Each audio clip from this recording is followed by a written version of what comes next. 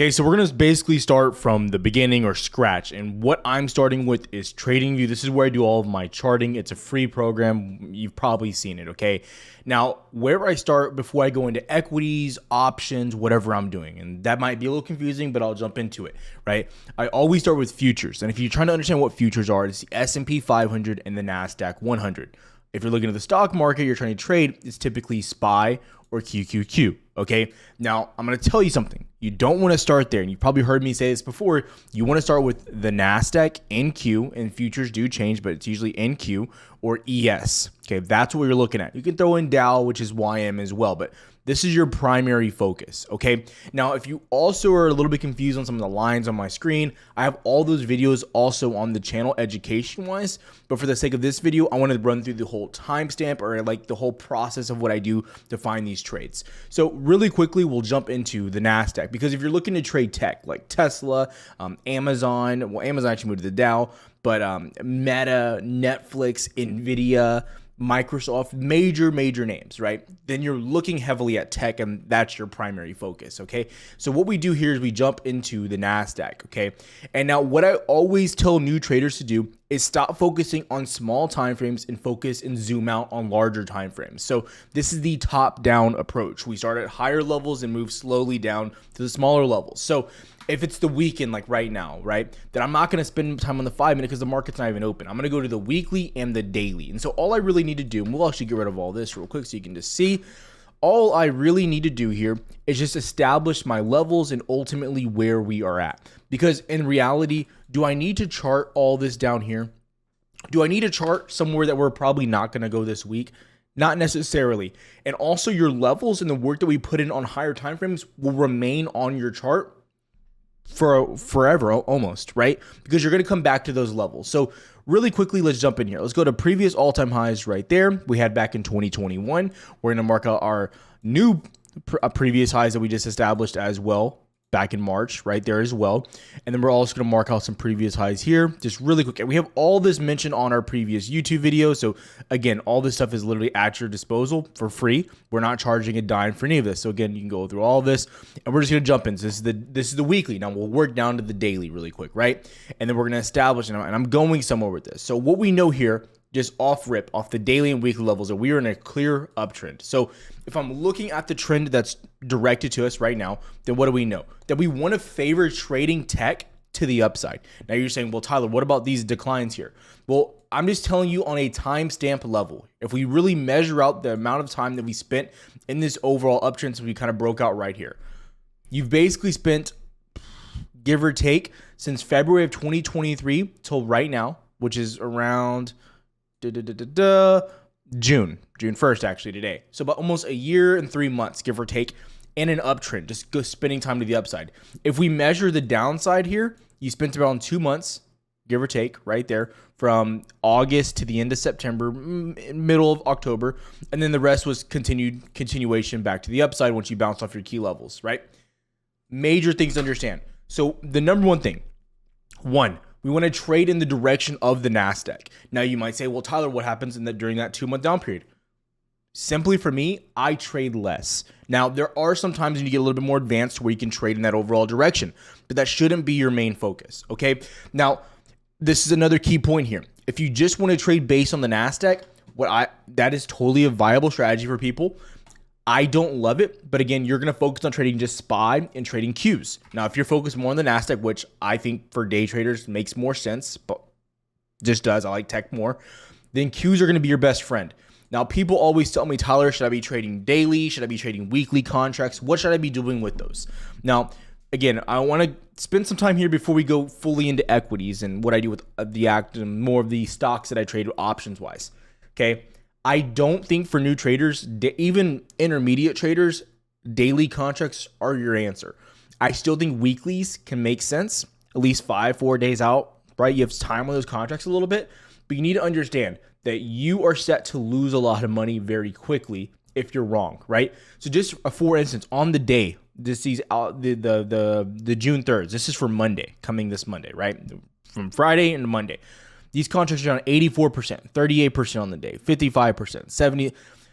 the sway back and forth. You have to understand the way that you're moving in the market, right? So if I traded these and I try to hold these overnight, for instance, or I just traded, Friday morning, right?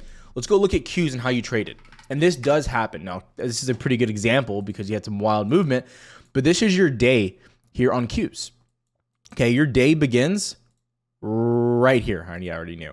So your day begins right here. You dump and then you pump back at the end of the day.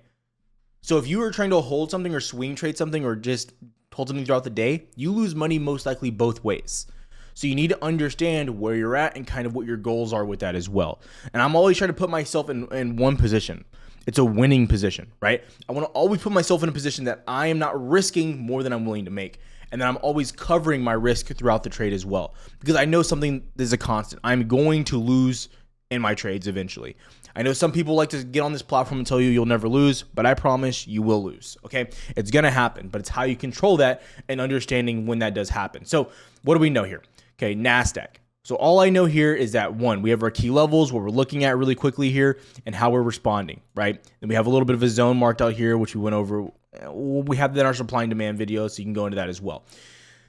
On the NASDAQ specifically, something that I've been saying constantly on my Twitter, the link should be down below as well, is if you get back above 18,707, you're very bullish. Under that level, you're kind of bearish. You can expect some downside chop, right? Which is your previous all-time high that we had established, right? So over that level, I tend to want to trade more aggressively to the upside. While we're under this level, I like to trade more aggressively to the downside. That's my focus here. You can see where sellers step in versus where buyers step in.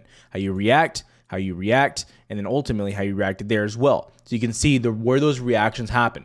So that's my focus here, is I start basing my trades off where the NASDAQ is. And then I'll get more aggressive into stocks and equities. And so that'll move me over into something more along the lines of those stocks, right? So let's say I want to trade something like a very popular one is Tesla, even though it hasn't been the greatest thing to trade over the past few weeks, right? So let me give you an example of why Tesla is not a great trade right now. If I line up Tesla over the past few weeks, let me actually just trash can all my drawings. As you see here, Tesla has been in a downtrend since 2021, whether you like it or not. You've been in a clear-cut downtrend. Well, let's explain a little bit further. So why would I not want to trade Tesla as often as another equity? Because if I go look at NASDAQ, what I'm following most of my trades on, NASDAQ is in an uptrend. You're breaking up. You're making higher highs, all-time highs, etc. Whereas Tesla is doing quite literally the opposite. Not showing you any signs of life just yet. Can you trade it? Yes, but you're not going to have as clear direction. Now, if I go to another name, like, I don't even want to go over NVIDIA because it's the most bullish name out there. We'll go into something like Netflix, okay? Netflix had a monster dip during COVID. Very, very scary dip, right? But if we look at something like, again, like NASDAQ or even QQQ, you can look at both with that one. If NASDAQ deters you, you can look at Qs. Qs did very similar. Dumped and then popped back up. And what did Netflix do? It followed the NASDAQ. You're not at all-time highs yet, but you're still very bullish. You can see which one is easier and put you in a better position to trade, right? Because not only are you following Netflix's fundamentals, but you're also following what's happening with the NASDAQ and the overall market. So you're putting yourself in a better position to win, right? You're not just counting on Netflix having good earnings and having good stock news, et cetera, and good data, but you're also saying, okay, it's actually following the way the market's moving as well. Whereas Tesla can have good news, but it's not following the market. See, there's a big difference. Now, if I go into something like Microsoft, another interesting, great name, follows the Qs, but actually it's outperformed it, moved much better into all-time highs. We go into NVIDIA, very similar, Qs, and then outperforms it like crazy. So you're going to notice this trend over the course of time as well. And that's where things really step in. So I'm not going to go into you and tell you this is the best thing to trade, this and that, but I'll tell you right now, if you're interested, I think the best stock to trade for new beginners is Apple. I think it's the top stock for anyone to trade if you're brand new, because the contracts move, and we'll go over that in a second. They move a little bit slower, but they move in the direction. That's the biggest thing. You're not going to be surprised with IV because it's so liquid, very easy to trade. If you want something a little bit more volatile, NVIDIA would have been on my list, but now it's at like crazy levels. So I think you have to go more towards something like Netflix is a decent one. Meta, those are more volatile names. But yeah, and then you can go in more into Microsoft. But I always focus on the large cap names, the Mag 7, if you will. Okay. Now let's focus more in on option chains. Okay. And this is where things and people get confused. So I've gone over Qs, but the rules change a little bit. I think SPY and Qs, you can look at something like weekly contracts a little bit differently and a little bit more confusing. So when I said if you want to trade Qs and you want a little bit more time, you trade a weekly contract, meaning like for Friday, right? Instead of trading, if it's Monday, I'm not trading a Monday expiration. I would rather trade a Friday, okay? Have more time on that contract just in case I'm wrong, which does happen, right? Because again, we need to prepare for the possibility of failure. That's very important to understand. Now, let's go into something like Apple, okay? We'll use Apple as an example. I'm using Moomoo, by the way. It's the broker that I use. So if I go into Apple, and we're looking really quick, this is for this coming week, this coming Friday, June 7th. Yeah, June 7th. Yeah. And you can see the contracts aren't that expensive. Now, this is where people get hung up on this, right? This is the area that I think most traders get hung up on. We hyper focus on chains. We hyper focus on price points, okay? What does that mean? We say, okay, I have $1,000 to my account, which I also think if you have $1,000, just save up more money, guys. Get to 3,000, 5,000. You're like, Tyler, that could take time. Well, it's okay. Learn during that time. Watch more videos. Get educated, right? Would you rather be too prepared or underprepared when you have less money, right? I would rather be more prepared, get more money into my account, and put myself in a better position to win. Because remember, you're always, when you're going to trading, I'm always prepared to lose. But every time I get into a trade, I'm always putting myself in a position to have a better chance of success. That's all I'm doing. I'm just getting that if I'm in the middle, right? And this is the success and losing. I'm just trying to push myself as close as possible to success. You're never going to be at 100%. There's a 100% chance you're going to win on the trade, right? There's never that 100% chance. But you can inch your way closer and closer and closer. And that's ultimately how you win in trading, is getting yourself as close to that area as possible. Okay, now very quickly for new people, obviously, the shorter day of the contract, the more volatile, meaning it'll move back and forth very, very quickly, okay?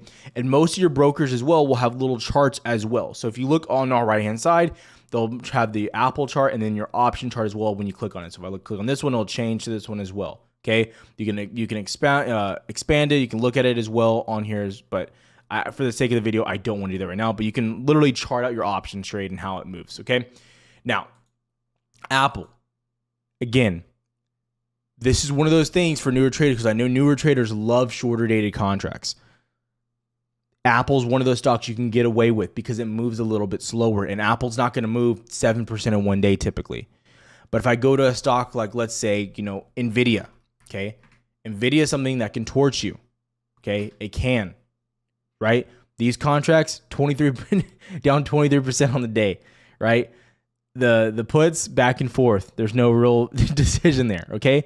So you need to understand where you're at and how you're positioning yourself very clearly in these trades, right? So whenever I mention a mid cap, like something like Robinhood, this is a great example. Robinhood. I look at this stock and I'm looking for a longer term viewpoint. I'm always looking more dated and I'm looking at value of what's happening there. When I mentioned Robinhood, the $25 contracts were near $1, $1.50. $2. The $20 contracts were near literally, I think $3. Those are at $7, $8 now. So the value of what you're getting there and how long they move. So those are also things you have to take into account here.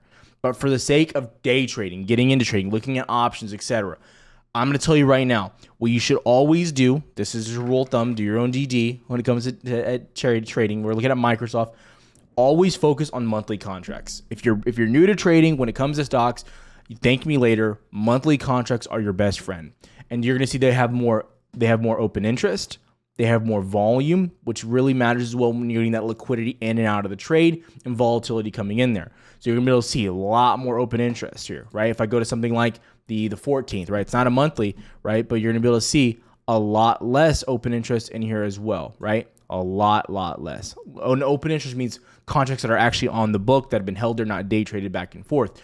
And those are things that you want to look for as well. Okay, so those are the big focal points when it comes into the option chain of things that we're looking at. Now, as far as indicators and going over things like that as well, I have videos on that, but I'll cover this for you very quickly. The biggest things that I'm looking at, okay, I'm going to run this down for you as quickly as possible. We're going to go over a stock that hopefully is really clean, something that we're looking at. Let's go over Apple. We're going to go over Apple, very easy stock to trade and look at. Okay, Apple, again, we have key levels at 190. We go over the 90 MA. I have a 90 MA video. Go watch it if you need to.